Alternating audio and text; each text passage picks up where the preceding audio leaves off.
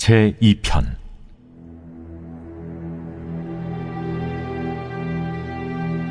어찌하여 이방 나라들이 분노하며 민족들이 헛된 일을 꾸미는가?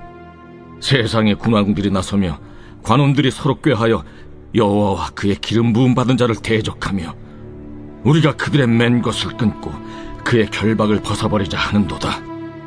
하늘에 계신 이가 웃으시며 주께서 그들을 비웃으시리로다. 그때 분을 바라며 진노하사 그들을 놀라게 하여 이르시기를, 내가 나의 왕을 내 거룩한 산 시온에 세웠다 하시리로다. 내가 여호와의 명령을 전하노라.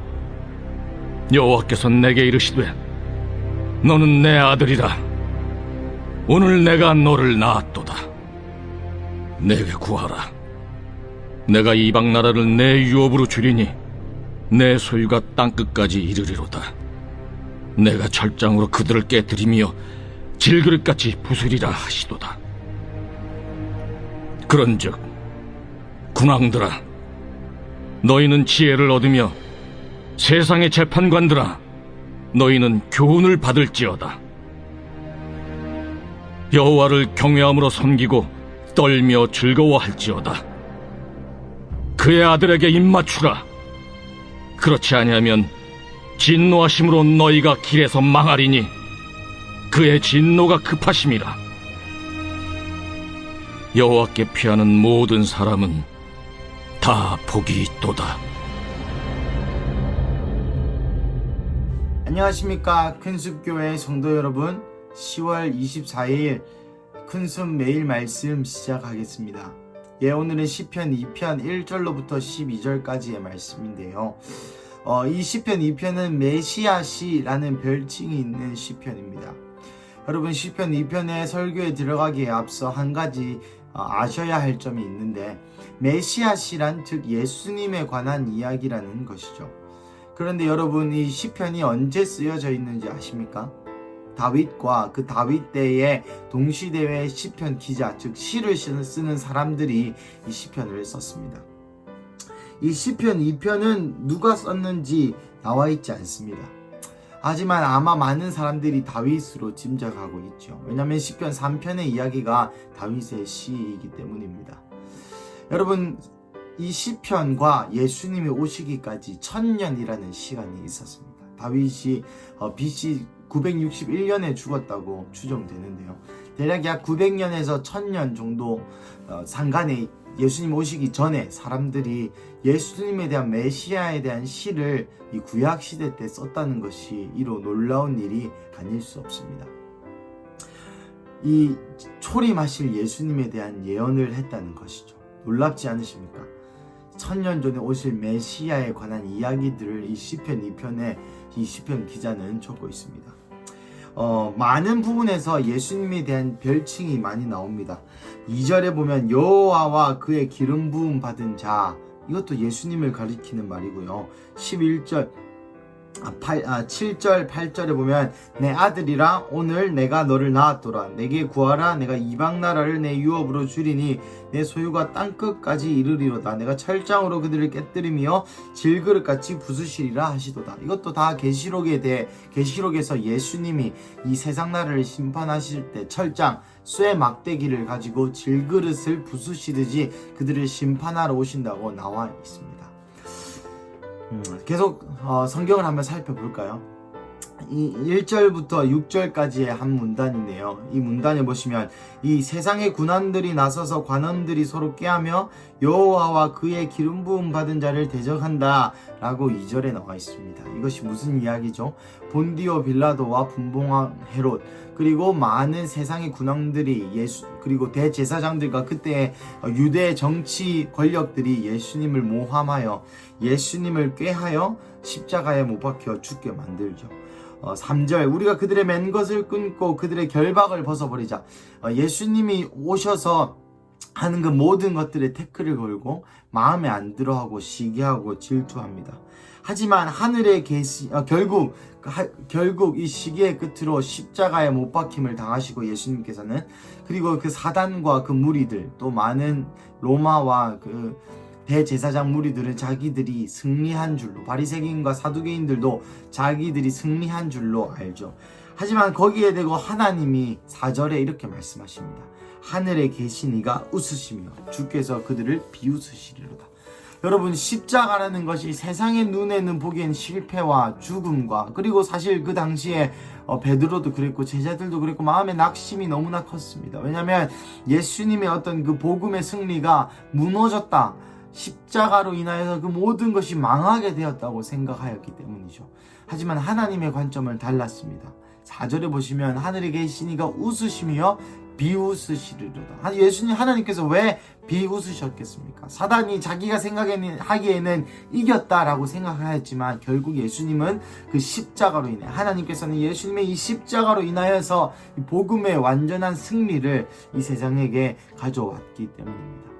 7절에도 보시면 여호와의 명령이 너는 내 아들이라, 하나님의 아들이신 예수님을 나타냅니다. 하나님께서 예수님을 놓으셨고 내게 구하라. 아까 설명드린 바와 같이 하나님께서 예수님에게 이방 나라를 유업으로 주셨고 솔과 땅 끝까지 이르도록 하여 주셨고 결국 마지막 날에는 철장으로 그들을 깨뜨릴 수 있는 권세를 주셨다는 것이죠. 그리고 이 시편의 기자는 10절로부터 12절 말씀에 세상의 군왕들과 재판관들에게 예수님을 아는 지혜에 대해서 강조합니다. 여호와를 경외함으로 섬기고 떨며 즐거워하라. 그의 아들에게 입맞추라. 여러분, 이 1000년 전에 여호와의 아들에게 입을 맞추랍니다. 바로 예수님이죠. 주에게 입 맞추라. 그렇지 아니하면 진노하심으로 너희가 길에서 망하리니 진노가 급하심이라. 여러분, 이 1000년 전에 이 예수님의 십자가 사건에 대해서 예언되어져 있다는 게 믿으십니까?